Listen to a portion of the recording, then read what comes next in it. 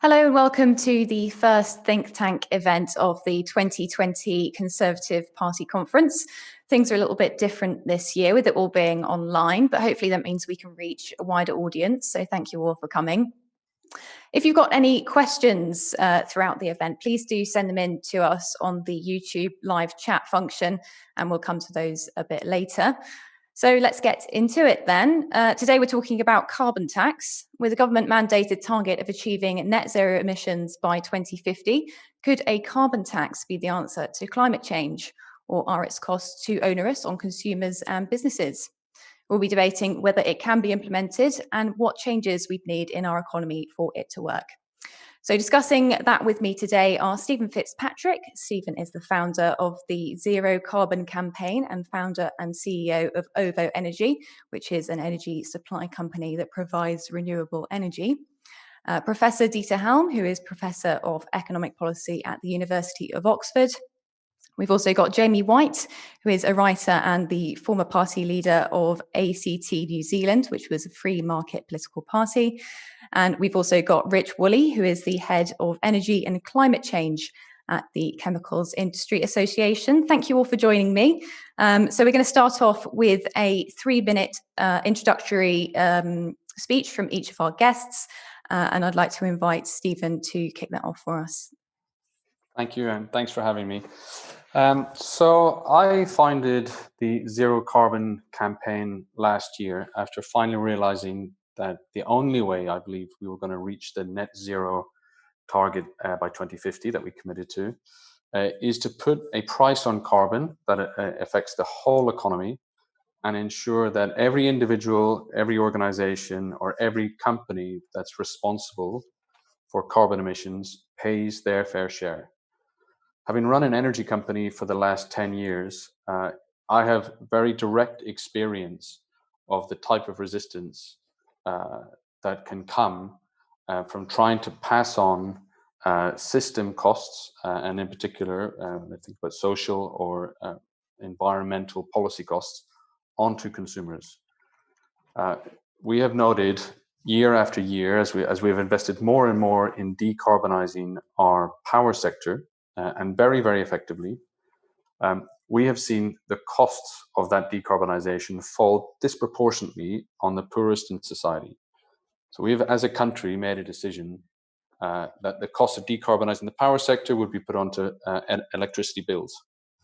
And so as a result, those households that spend a disproportionately high amount of their income or their revenues on heating their homes or on energy, they tend to be poor and older citizens, they are the ones that are paying the lion's share, or at least a disproportionately high share, of the cost of decarbonization. If we forecast forward in the next 30 years, the enormous challenge that we face as a country, as a civilization, to wean ourselves off fossil fuels, there's going to be billions and hundreds of billions of pounds spent every year investing in new technology and infrastructure.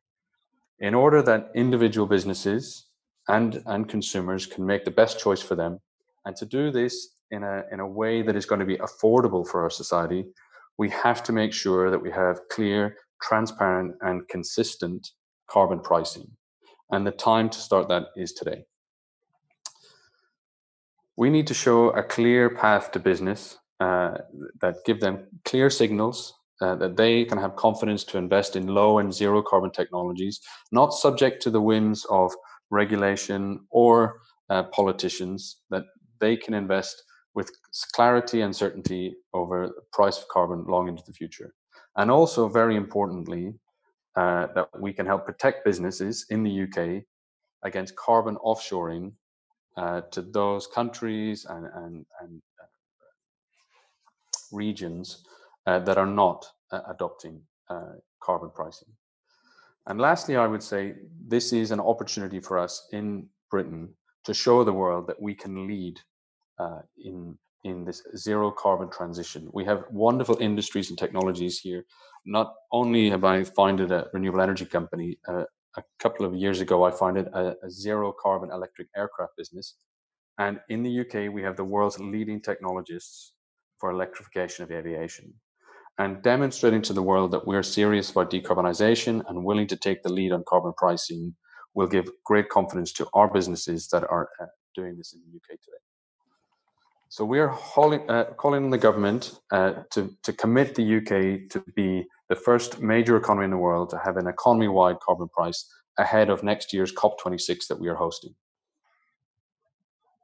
Okay, thank you for that, Stephen. Dieter, would you like to introduce your side of the debate? Thank you, and thank you very much for inviting me on. Let me do three things. First of all, clear up some basics. Secondly, set out why a single uniform carbon tax across the whole economy with a border adjustment is the best way forward. And thirdly, just a very quick comment on how to do it. So three basics. The first is, and this is just straightforward 101 economics, an efficient economy is one that incorporates all the costs of production and consumption. And if you leave any out, you have inefficiency. It is inefficient not to price carbon. And it's also unsustainable. And people accept that things are unsustainable, but they don't draw the conclusion. Therefore, it will not be sustained. That's the first point. The second point is we already have multiple carbon prices. They are inefficiently structured. They overlap with each other. They're incomplete. But this isn't a question about whether we start something new called a carbon tax. We already have it. We can just do it much, much better than we currently do. And the third point is net zero is the law. It is a unilateral carbon production target on a territorial basis. It's quite false, as the Climate Change Committee say, that when we get to net zero, we'll no longer be causing climate change.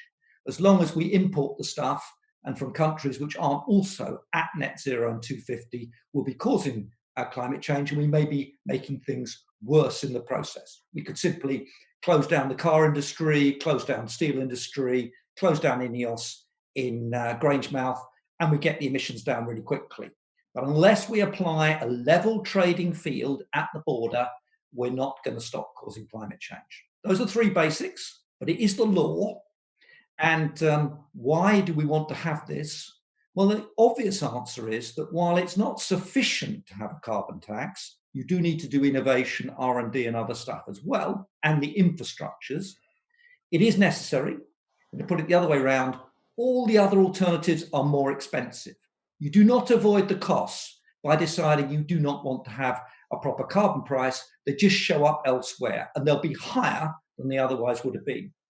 So why wouldn't you do this? Well, the first one is you must know a cheaper way of doing it. You must be better than the markets. You must be better than letting firms and individuals make their choices. You must know the right answer, and you must know it's cheaper than the carbon price. I just don't believe that. But you do have an obligation to come up with an alternative which you think is cheaper. Secondly, and I think this is very important, you don't want the voters to see the explicit cost of what this transition is going to cost. So you want to hide the costs behind subsidies and all kinds of contracts and so on. But in the end, the voters will find out, and they'll find out it's more expensive. You might be against it because you're an industrialist in international trade, and you think you're going to get screwed because Chinese companies aren't going to pay a proper price of carbon as against British ones. Indeed, that's what's been going on since 1990 across Europe. Well, you have to adjust at the border. And we've had lots of debates now about trade. And in the agricultural area, people are very clear that they want standards, etc., applied. Well, this is a perfectly sensible way forward to make sure British industry is not disadvantaged. And we may come to it in discussion. It's perfectly practical. You may worry about the distributional costs, but a carbon tax raises money, and you can choose how to spend that. So it's a perfectly solvable problem. Or you just may not really want to do decarbonisation, and then you should be honest about it and say your objection to the carbon tax is not that you think it's inefficient or something, it's just you think that actually we shouldn't be doing climate change at all. And that's a perfectly legitimate position, but it's also technically illegal in the UK in the sense that we are legally committed to this outcome. So how do you do it? my final comment, well, the Brexit transition ends on the 31st of December. The Treasury has issued a paper looking at 3 different options for our carbon price on the 1st of January. The EU ETS, but not being in it, because of course it's covered by the ECJ, so shadowing it. A UK ETS, which will be massively complicated and administratively difficult, or a carbon tax, which can be gradually extended to the other sectors. So start low with the EU ETS price, put the carbon tax in place, and then get on to the really important sectors for decarbonisation. They're transport. Transport's much more polluting than electricity now, because we've closed the coal industry. Get on with agriculture, 0.6% of the economy producing 11% of the emissions, and get on with heat. And if you don't go down the route of the carbon price and you choose the others, the political lobbying and difficulties will be great. And what you'll never escape is the costs of decarbonisation. So I say, be efficient, use markets, have a price. It's a necessary condition, but not sufficient. The other alternatives are much worse. Thank you. Thank you, Dieter. Jamie, could you tell us about your stance on the carbon tax, please? Well, I agree with Professor Helm up to a point. What I agree is that costs should be borne by those who create them. So if I choose to drive my car, I ought to pay for the social cost of the CO2 emissions that I thereby produce. Otherwise, I'll do things when I shouldn't, when the total benefit of doing them doesn't exceed the total cost. So I agree that we want carbon emissions to be priced. But the reason we want that is because we want that optimum to be reached. We want things to be done, such as car trips or whatever it may be, heating my house, to be done in all those cases where the benefit exceeds the cost and never otherwise. And so what you would want to do is work out what the social cost of these emissions is and make the tax equivalent to that. So, for example, I believe that, I hope I've got these numbers right, that I believe that if you had thought that the social cost of the emission of a ton of carbon dioxide was about £85, which I think Professor Stern said, then I think the tax on a litre of petrol would be about 20p. So I favour this approach, but it has some interesting implications. One is that it seems wrong to have a target for the amount of emissions. We have a target now of net zero, but that's entirely arbitrary because why should it be zero? We apply the tax and then we just discover what level of emissions we get when people are paying the price for it. I mean, it would be very funny to say, there should only be a certain number of shoes in the world. We have a target for the number of shoes. What we do instead is we make people pay for their shoes, and then when they do bear the cost of their shoes, we find out what's the optimal number of shoes in the world by just seeing how many people are willing to buy when they pay all the costs. So I think that it's peculiar to want a price and a target for the actual emissions. Once you've got the price, you don't have to worry about what the actual outcome is. You know it will be optimal because people are paying all the costs. That's the first point. My second point, and I won't keep going for long, is that, of course, petrol, for example, is already taxed very heavily. In fact, I think taxation makes up something like 3/4 of the price of a litre of petrol. So there's good reason to believe that people are already driving too little from they're not driving the socially optimal amount. A tax, as I said, at £85 for a ton of carbon emissions, I think that would be about 20p tax. Well, the taxes are way higher than that already. So we have reason to believe that people are driving a socially suboptimal amount. To sum up my position, I'm in favor of the pricing of carbon emissions, certainly. I think the taxes already exceed the price that we would pay in energy. Just VAT alone would effectively reduces consumption to a level that's probably suboptimal from a social perspective. So though I agree with the approach, I don't think we need to actually do anything additional to what's being done now. Thank you for that, Jamie. And finally, we'll come to Rich. Thanks for having me here today. So I just wanted to start by outlining the importance of the chemical sector, both to the UK economy and also to our 2050 net zero target. 95% of all manufactured products have chemical industry content, which means that we sit at the start of important UK value chains such as food and drink, agriculture, life sciences, automotive and aerospace. We're also a major exporter, we have a trade surplus, and we add 19 billion to the UK economy each year. We also employ 140,000 people in high quality, well-paid jobs in regions of the UK, which are targeted for growth in the government's election manifesto. So that includes places like South Wales, the North West, the North East and Scotland. Throughout the coronavirus pandemic, our UK chemical sites have diverted resources to manufacturing PPE, hand sanitizer, to supplying cleaning products and disinfectants, as well as developing medicine and also a potential vaccine that I'm sure we all hope will be available soon. Our products are also critical to reaching net zero. We've calculated that for every tonne of greenhouse gas emitted by our sector, our products save 2 tonnes during their lifetime.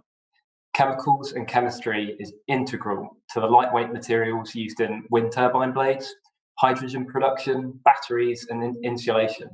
And we're also increasingly looking at recycling waste into the raw materials for new chemical products, creating a circular supply chain at the root of manufacturing. But chemistry is energy intensive. We've improved our energy efficiency by almost 60% in the last 30 years. But physics puts a fundamental limit on the amount of energy needed for chemical reactions. And so we'll always need some energy. On top of this, we compete on price with manufacturers based in countries with much lower energy and environmental standards. To fully decarbonise, we would need access to clean and competitively priced sources of energy. If the cost of energy is too high, new investment goes elsewhere, where it's likely to support more carbon-intensive practices. And we would still consume chemical products here, meaning the UK's consumption footprint would go up. A carbon tax could help us to decarbonise, but only if it's designed effectively. UK manufacturers face high and rising energy and carbon costs as we pay for the cost of the energy transition through our energy bills. We also already pay a direct carbon price for emissions under the EU's emissions trading system.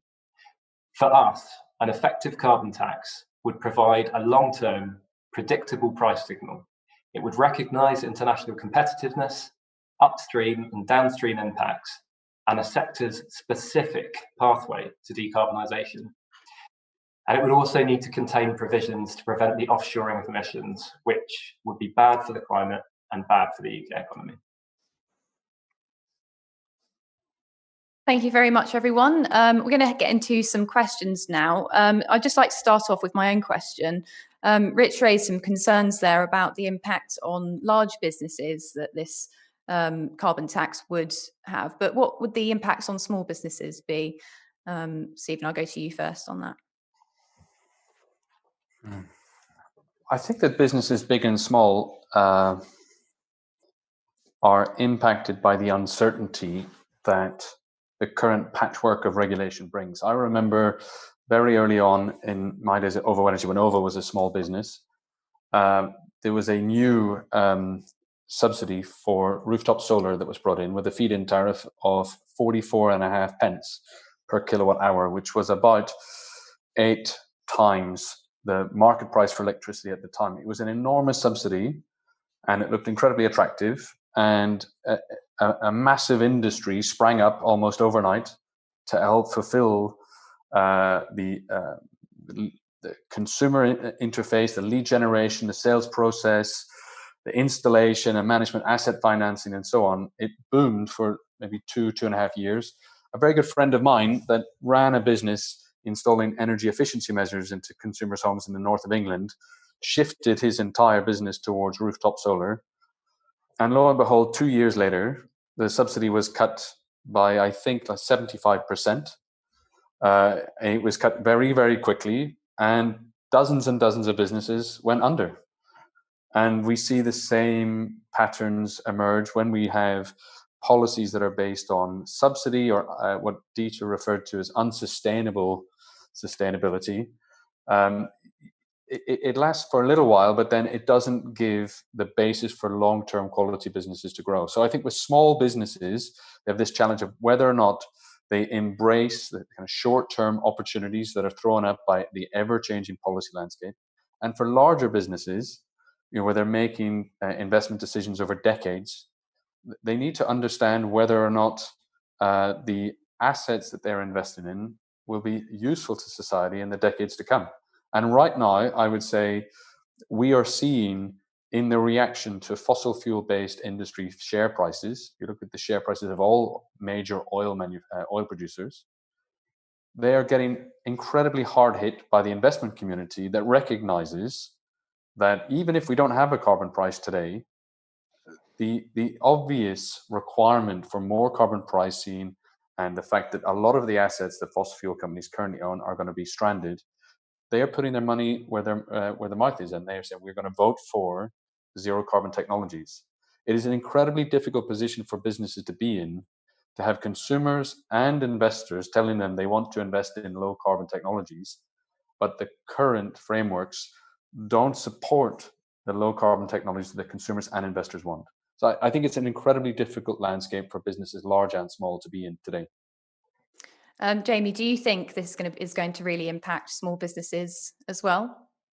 Well, I mean, it just it depends how readily they can switch to something that avoids, a way of delivering their products or whatever it is that they supply that that doesn't incur this, this extra cost. So, some won't be very hard hit at all. Others will be hit depending on what line of business they're in.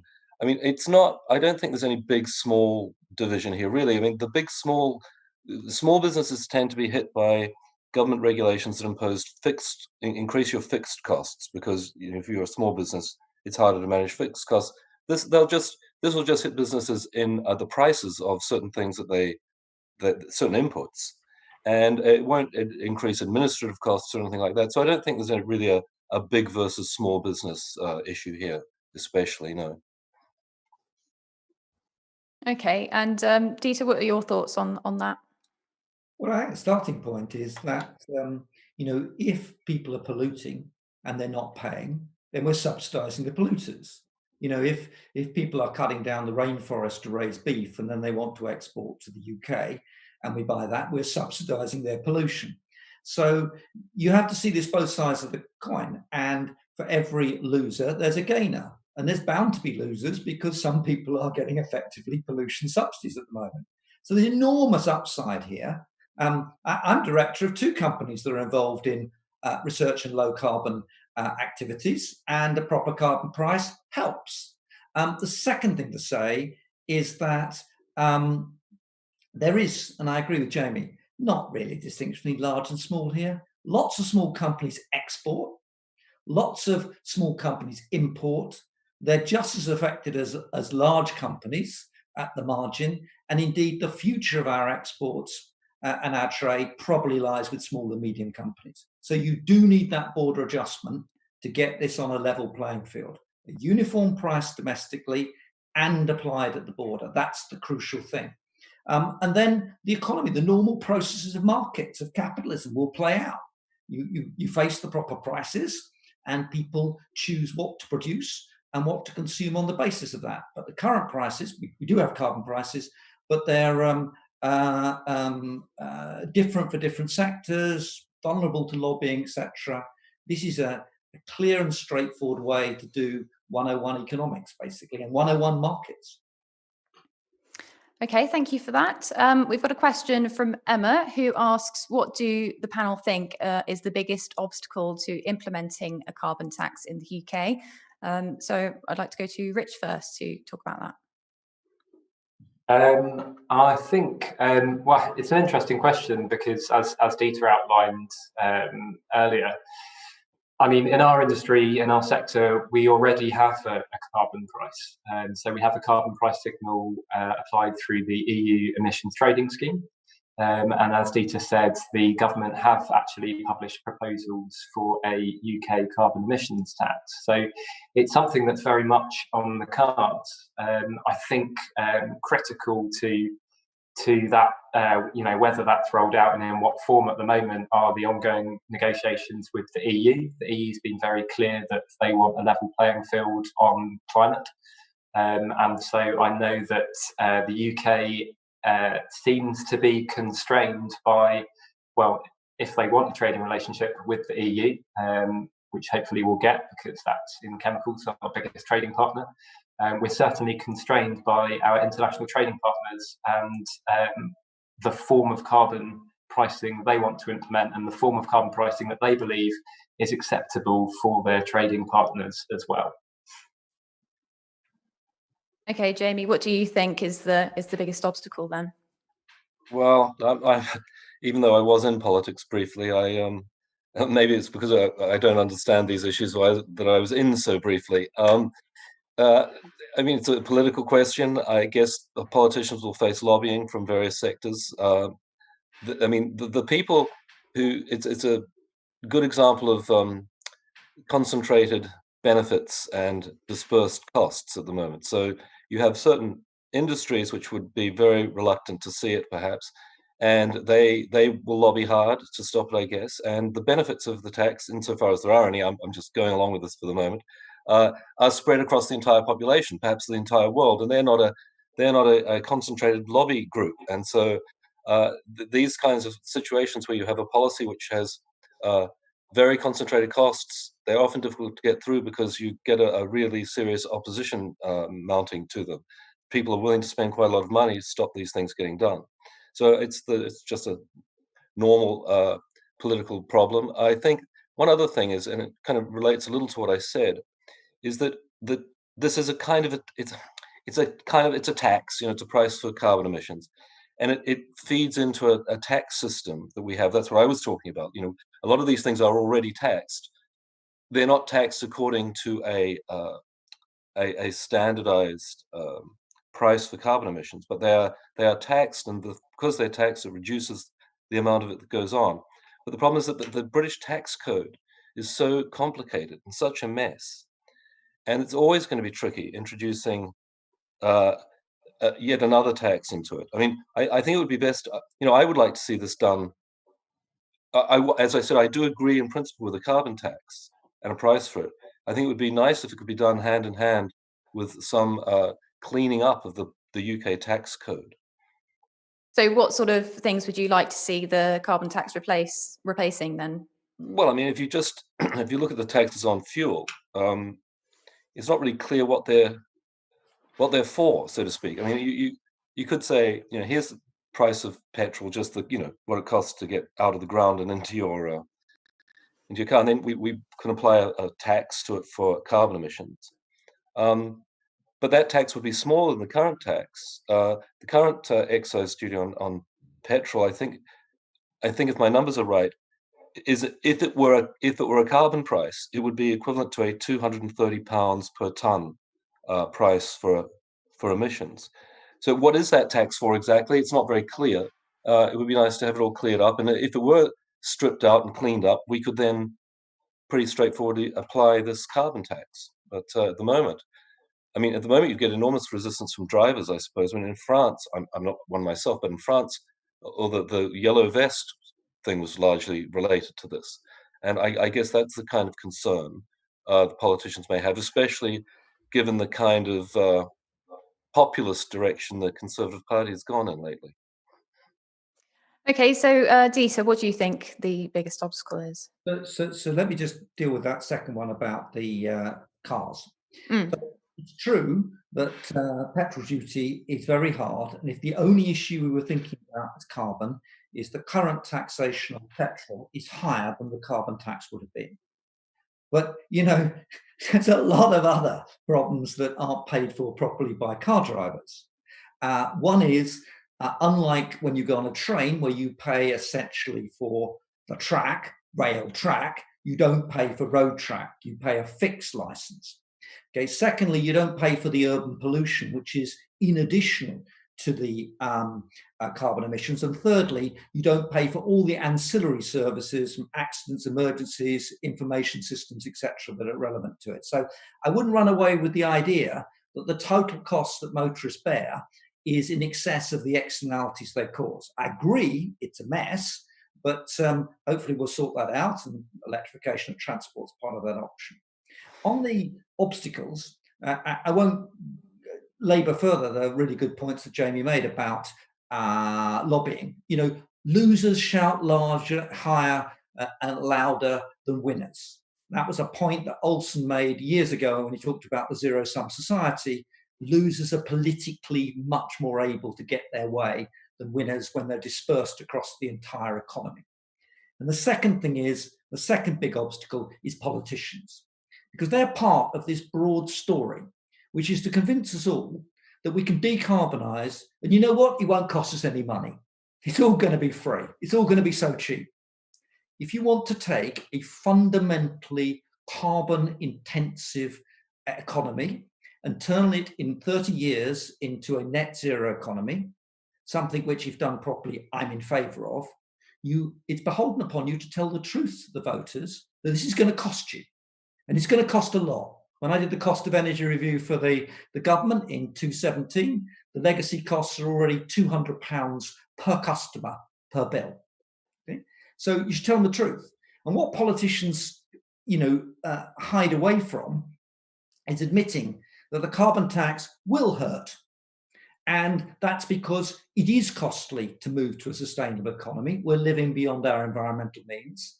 And of course, if you can disguise it in subsidies for all the various lobby groups that pick governments, you can pretend it isn't really costing you, but it is. And the cheapest way of getting there is the carbon tax. And it is time that politicians faced up to the inefficiency of the current program. Because if it's going to cost people money and they don't have much extra to spend, making it even more expensive is ultimately going to produce resistance to going to net zero.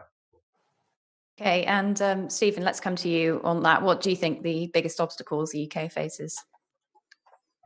I think there's been some excellent points made already, and I don't want to repeat what Jamie and Dieter have already said, but I think perhaps a bit more optimistically that with a well-constructed carbon tax policy, and what I mean by that is one where, as Dieter mentioned, the amount of money that can be collected from a tax can be directed to very specific benefits, i.e. The provision of a carbon dividend for the poorest households in order to ensure that they are not hard hit by the rising costs of decarbonisation, that we can bring them with us. Also investment in the technologies that will enable and promote a transition to zero carbon economy, whether it's in aviation, chemicals, steel, cement, and so on. We can direct the money that's raised from this the revenue raising tax into the right areas to make it politically acceptable. And actually, what I would say, in an increasingly divided world, perhaps, it seems as though you look at the response to coronavirus in various different countries. In some countries it's been unifying, in other countries it's been very divisive. I see the same with climate change, and I see the same cultural divide emerging around climate change, and in particular across socio-economic lines.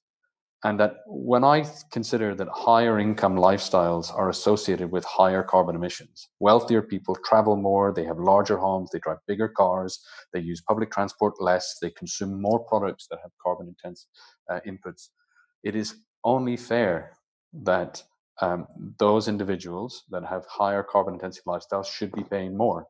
And I think if we construct a system, like Dieter said, that is not a patchwork of extremely complicated subsidy regimes to try to hide the true cost, it is not a very complicated tax regime that enables sophisticated investors and households to avoid taxation.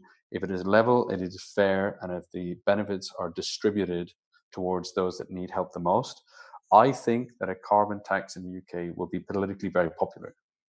And I think that the politicians should understand. We find in our commission studies, we did a lot of qualitative and quantitative analysis amongst voters in the north and south of England, and no matter where we went, we find that nobody wants more tax. Nobody believes that a tax is going to be good for them. They always assume the government is going to try to take their money and never give it back.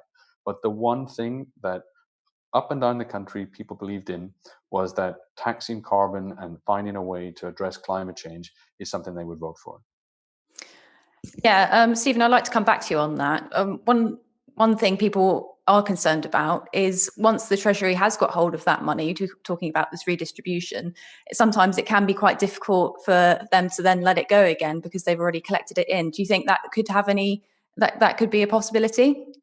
I think this is, if you ask for the biggest challenge, I would say the biggest challenge. The thing that I love about something as simple as the carbon tax system or carbon pricing is it puts the power back in the hands of businesses and individual consumers to make their own choices about how to transition towards a zero carbon economy. And in my experience, typically politicians and regulators and Whitehall officials have a hard time trusting that individuals and businesses will make the right decisions, and they prefer to do that for them through regulation. But I can tell you, if we try to do this through regulation, and if we try to create more and more laws and rules about what people can and cannot do, I am sure we will see the societal division where people have had enough of restrictions of freedom based on climate change. And we'll also have more and more people feel like they simply cannot make sense of what they are and are not allowed to do. So, whereas I heard one country, I can't remember which one it was, based on the first letter of the individual surname that gave them the right to drive on a specific day. It is a terrible way to try to reduce carbon emissions from transport. And so, again, I think one of the challenges is a cultural challenge in the political system to give more freedom back to individuals, to set a clear and transparent, consistent carbon price and let the rest of society get on with making their decisions. I'd like to come back to Jamie on that. You ran a free market party. Is that something that chimes well with your sort of beliefs? Absolutely. That's the way to do these things. Just make people bear the costs of their own actions, and then leave them to it. They can make the right decisions. What are the trade-offs that would suit them best? If you try to impose controls rather than using prices, you get all sorts of perverse effects, and people are forced into doing things that they wouldn't want to do. Actually, you reminded me Stephen reminded me of a policy that we had in New Zealand in the early 80s. It was nothing to do with climate change, but it was to do with fuel. New Zealand was a big importer of fuel, and prices were high in the late 70s. And the government instituted a plan there called Carlos Days. People used to joke that he was a Mexican singer. But Carlos Days was a scheme where you would it had a sticker on your car. It had a color. And on each sticker color corresponded to a day of the week. And if you were found out driving your car on that day of the week when you had that colored sticker on it, you got a fine, a few $100s or something. So it was exactly that kind of policy. And it was a perverse effect it had that people designed it hadn't thought of, is of course it was much harder on a family with only one car than a family with two cars. Family with two cars had no problem, right? Because they just had they always had a car they could drive on any given day. But if you only had one car, you're out of luck. So don't do it that way. Do it with prices. Okay, I'd like to ask the panel. We've got a question from Peter, and Stephen, you've sort of already answered this, but Peter is asking how we should compensate lower income people for the increased carbon taxes. So Dieter, would you like to comment on that? Yeah, I think we've got to be very careful, and there's a point that Jamie made earlier, to see any taxation regime as a whole as well as its component parts. So in general, I'd much rather a simplified tax system which focused on taxing bad things like pollution and less on taxing good things like work. So there's a big choice here, and it's bigger than simply this particular component. And right now, everybody realizes that if you spend an extra 200 billion and print another 300 billion, this is going to end up badly. There will be a day of reckoning, and we're in an economy where the Treasury is going to run out of money, or if it doesn't run out of money and can always borrow and borrow, the financial markets and the international currency markets are going to institute that day of reckoning. You can't go on this frame. So the government's going to have to raise more money. So the first stop is, what would you rather they raise money on now? Something which improves the efficiency of the economy, a carbon tax, or slap some more on income tax, or play around with VAT, etc. That's, by the way, why I'm pretty confident we're going to have a carbon tax. It's because they need the money. Okay. Now, the general purpose of a taxation system is to confront people with the right prices, incorporate the pollution, etc. And it's a separate question about what the welfare regime should be. Okay, so we have a welfare system, and you have to look at the comparative incomes of different people in society and make a judgment about what is necessary for anyone to live a decent standard of living and participate in the society. Now, it is important to realise there will be some low-income households which might be hit a bit more by a carbon tax relative to their income, but it's going to be less in total tax than richer households who do a lot more polluting than poorer ones. And remember, poorer households, and this is a point Stephen made, are currently being hit really hard by all these subsidies that have been put in place instead of having a carbon tax. So they are paying for the FITs, the CFDs, all the stuff that's lumped onto the use of system charge and comes through. So I actually think it's an interesting question as to whether a carbon tax, rather than this heap of subsidies, would reduce the burden on poorer households rather than increase it. I suspect it would. But given that, we should think about the total bundle of income that poorer households need. And in this context, I think that we should take a slightly broader picture. We are going to need to invest in all of our infrastructures. And that means that the water bills, the energy bills, the transport bills, and very much the new communication services, the broadband service, etc., they're all going to pile in on households.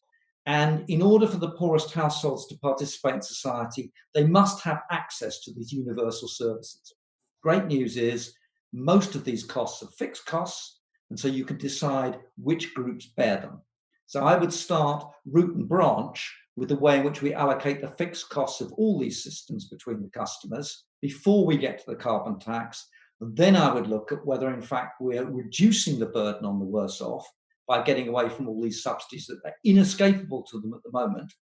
And we actually can end up, especially if they make choices with the right prices, in themselves choosing options which reduce their own household bills. And energy efficiency is part of that too. Okay, Rich, what do you think about that? How do we compensate lower income people with an increase in carbon tax? I imagine people on lower incomes are more likely to work in the chemical industry. Is that true? Or? No, it's actually not. So right. We pay higher than the UK average wage across our industry. And that's usually in more depressed parts of the economy. So it's actually an even higher living standard than that would suggest. But in terms of reallocating the cost, I think I totally agree with everything Dieter said, and that that's more of a welfare issue. I'm just picking up on some of the points that Dieter made in terms of the pass-through cost of renewable subsidies, CFD, FITs, ROCs, and capacity market. That's something that it's actually, yes, it's passed through to domestic consumers and their energy bills, but it's actually been shifted quite significantly over the years and continues to be significantly shifted at every review onto larger industrial sites. So we pick up the bill in large part, much more than our fair share of funding that energy transition. And it's the cumulative cost of funding that energy transition on top of having a direct carbon price and indirect carbon prices from the pass-through cost of carbon pricing on thermal generators on the grid that is making business for the UK's heavy industry very, very difficult to justify. It's making the investment environment here very unattractive to the sort of multinational firms you have in our sector. And so every year when they come to allocating their budget, money's allocated to assets overseas, not to assets in the UK, which are being left to run down because they can't make a profit here with high energy prices and high carbon prices. Okay, Rich, I'd like to stay with you and ask another question. Mark has asked what your thoughts on carbon trading are. He says expanding the scope of the emissions trading scheme is a way of reducing emissions in a more cost-effective way. What do you think about that? So we're currently in the EU's emissions trading system, and as of next year, we'll either be in a UK version that's standalone or that's linked to the EU's version, or we'll have a UK carbon emissions tax. In terms of what our industry would prefer, I think the devil is really in detail. You could design a carbon emissions tax that works well for us. The Treasury's recent proposals seemed more onerous and more expensive for UK industry. But you could have a carbon tax that works for industry.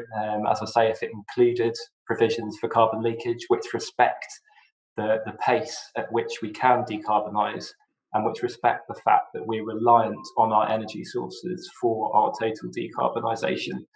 The relative benefits of a emissions trading system, I would say, are the greater flexibility, which allow you to abate emissions at the lowest available cost.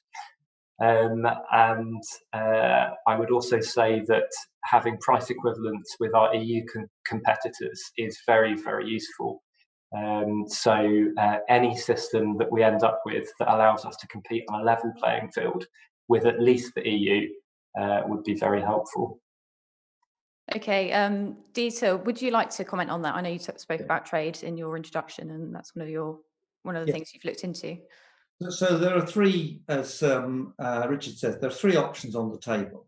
There's shadow the EU ETS without having any control over the process, set up our own scheme from scratch, or have a tax. Now, I think there's some fundamental points about the EU ETS that people have to recognise. It has been to date a really very inefficient and ineffective mechanism for having an impact on actual emissions. It has enabled Germany, for instance, to build loads of renewables and build 13 gigawatts of coal under the EU ETS price. Been low, volatile and short term. We want a predictable price driven forward. So what's the EU done? Well, what the EU has done is decided that, the emissions trading scheme didn't give them the answer it wanted, which is the price that would have been in a carbon tax.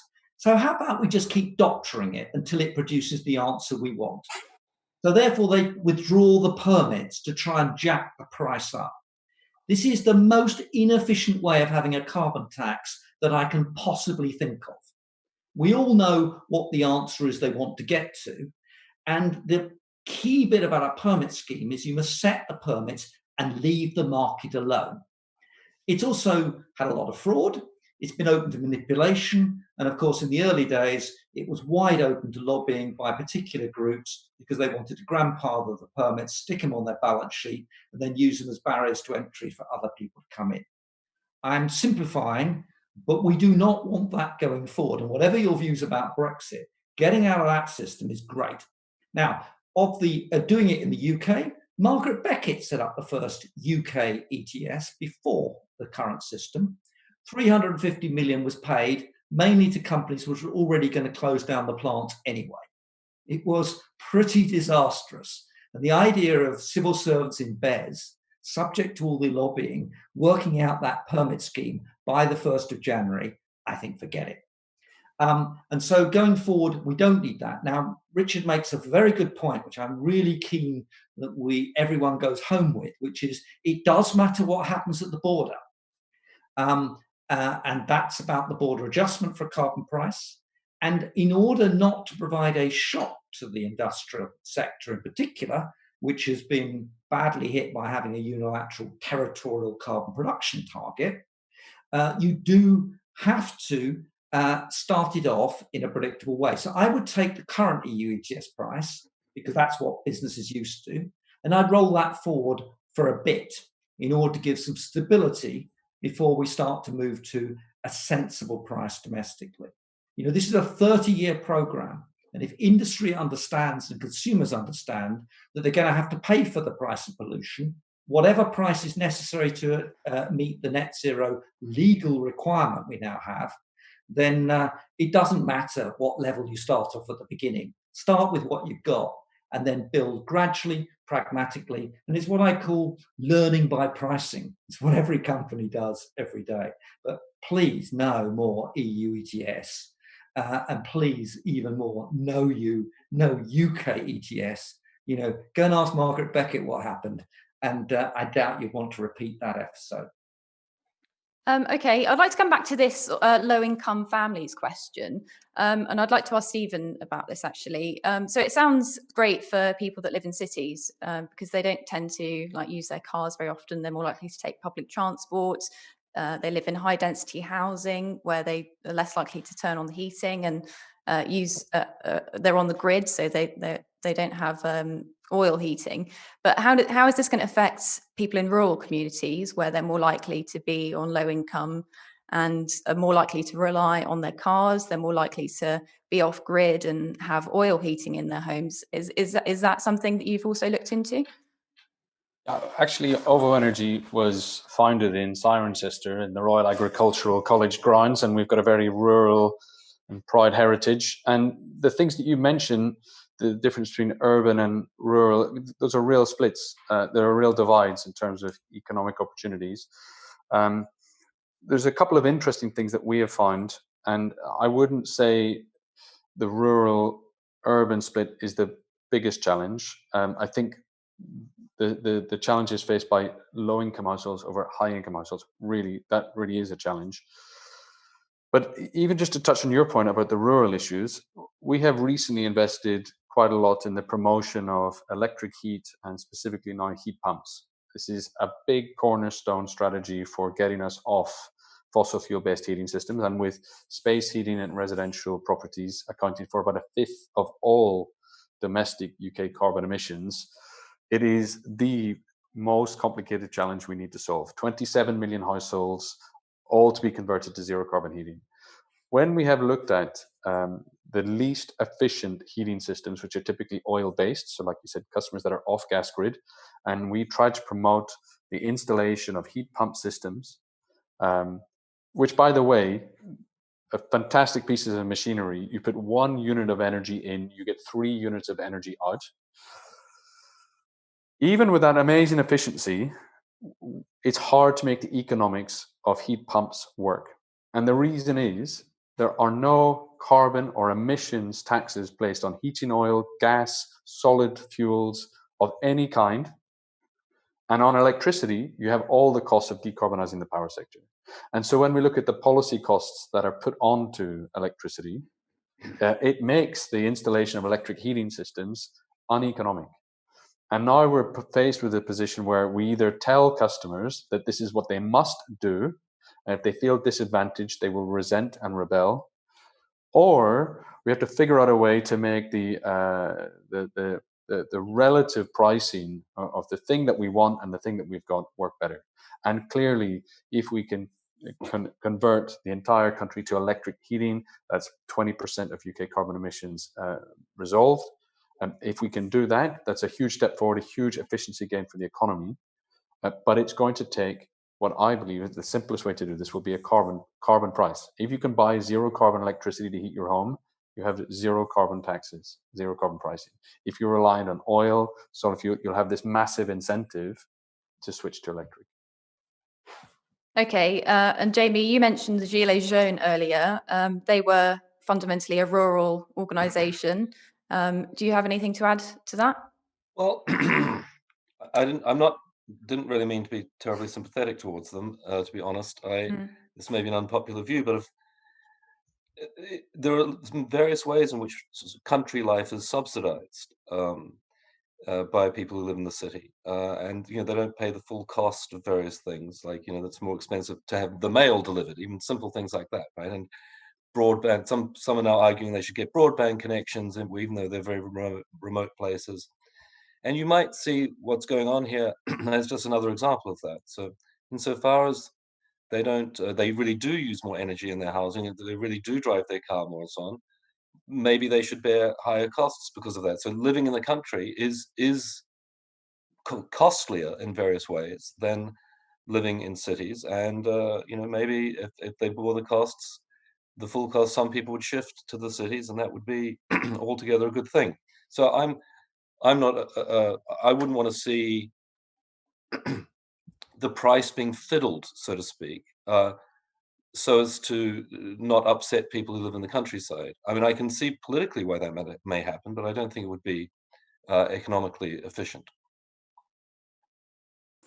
Okay, we've just got one last question from Catherine. She says, to decarbonise home heating, the forecast carbon price needed to encourage a shift away from gas boilers is £250 plus a tonne, adding £750 to the average annual home bill.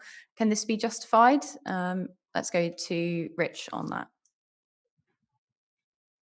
Well, I mean, is it affordable? I guess this is the crux for us, is who's going to pay, in particular for that heat transition. So heat represents a much greater proportion of the total energy used in this country when you compare it with electricity. And we spent about over £40 billion decarbonising the power sector, and that's only resulted in a partial decarbonisation. That's been paid for in our energy bills, and we're now looking at doing the same for heat. And this process has started with government's recent proposals for a green gas levy, which is sort of the thin end of the wedge. Who should pay for it is the ultimate question. Should it be gas consumers, or should it be the general taxpayer, for example? When you look at the significant cost of rolling out manufactured gases for decarbonising heat, then and the vastly bigger scale than that which was required for decarbonising the grid, I think you're looking at costs that are basically insupportable by the gas payers, gas bill payers. So, I mean, like I said with the power earlier, increasingly Ofgem has pushed more and more of the cost of electricity decarbonisation onto larger users, essentially industry. We're looking at the same thing being proposed for heat as well. So it's likely that it's going to be us that's going to be footing more of the bill anyway. But I would argue we can't afford it, and probably even splitting it equally across gas bill payers is pretty unaffordable. So we would argue for socialising the cost. Okay, and Dita, we haven't got long left, so if I could just have a quick summary of that from you as well, please. So if you want to do net zero, you have to decarbonise heat. Okay, a huge amount of this is about infrastructure, about making some key system decisions. Are we going to do it by hydrogen? Are we going to electrify houses? And thinking about houses holistically in terms of the total package of electricity stuff going on, including charging cars, etc. So those are the decisions to be made. It's going to be expensive, yes, and someone's going to have to pay. But this is an argument for making sure you get the price structure right, have a carbon price in place, and then this is where you put the money into infrastructure, and you can decide across the distribution who's going to pay that. That's a policy choice. But infrastructure decisions, electricity white paper, get on with it is what I would say. It's not that we don't know what to do. It's that politicians have not been up to actually making some serious decisions about energy. And we wait the white paper with interest and urgency. Okay, well, unfortunately, that's all we've got time for today. I'm sure we could carry on the conversation much longer. And thank you all for sending in your questions and for watching. And thank you also very much to our speakers, Stephen, Dita, Jamie and Rich. If you missed anything or want to watch the session back, our panels will be uploaded to YouTube, and you can find them on the Think Tank website too. That's thinktank.co.uk. But do stick around. We've got another panel coming up later today. That's on UK free trade after Brexit, and it's going to feature the Trade Secretary Liz Truss, Sanka Singham and Dan Hannan. Please have a look at the Think Tank website as well for all the information about our other events that we've got lined up for the rest of conference. And if you want to find out more about what we're up to, you can always follow us on social media at the TPA on Twitter and the Taxpayers Alliance on Facebook. We'll be using the hashtag ThinkTent2020 to promote all our events this week. So all that's left to say is thank you very much for joining us and for tuning in. And I hope you enjoy the rest of conference.